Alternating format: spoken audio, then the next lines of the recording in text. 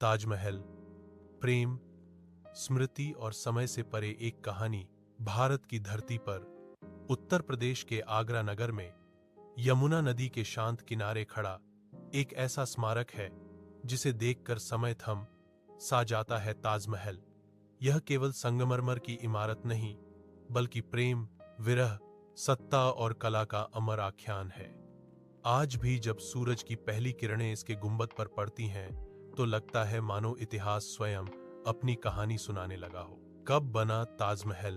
ताजमहल का निर्माण 1632 ईस्वी में आरंभ हुआ और लगभग 1653 ईस्वी में पूर्ण हुआ, यानी इसे बनने में करीब 22 वर्ष लगे।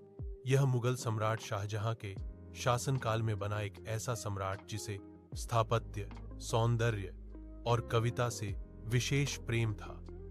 उस युग में मुगल साम्राज्य वैभव के शिखर पर था और कला के लिए संसाधनों की कोई कमी नहीं थी। क्यों बना ताजमहल? ताजमहल की आत्मा उसके बनने के कारण में छिपी है। यह बना शाहजहां की प्रिय पत्नी मुमताज महल की स्मृति में। मुमताज न केवल सम्राट की पत्नी थी, बल्कि उनकी विश्वास पात्र मित्र और जीवन संगिनी भी थी। 1631 ईस्वी में अपने 14वें बच्चे को जन्म देते समय मुमताज का देहांत हो गया। यह क्षण शाहजहां के जीवन का सबसे बड़ा आघात था। कहते हैं उस दिन सम्राट की हौसी खो गई, दरबार की रौनक बुझ गई और सत्ता का वैभव भी फीका पड़ गया।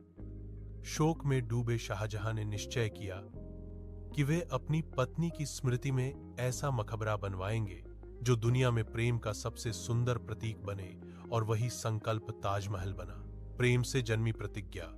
शोक की रातों में शाहजहां यमुना के किनारे बैठकर चांद को देखते। चांदनी में नदी का प्रतिबिंब उन्हें मुमताज की मुस्कान की याद दिलाता। उन्होंने प्रतिज्ञा की, यदि प्रेम अमर है